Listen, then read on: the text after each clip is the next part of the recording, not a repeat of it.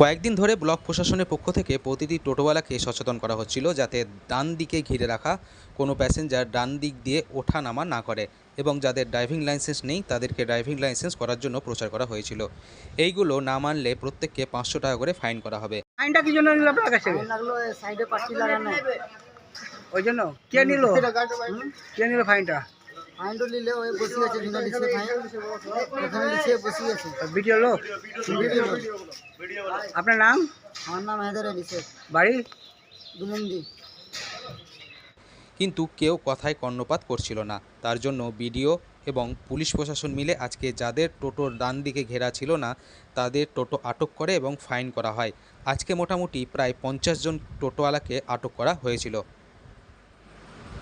টোটো কি জন্য ধরলো গো?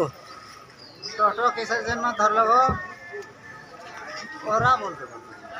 তুমি জানো না কি জন্য ধরলো? আমি অত বাংলা জানো না। কি নাম তোমার? সুরেশ। বাড়ি? খবর না, ঝাড়খণ্ড। ঝাড়খণ্ড।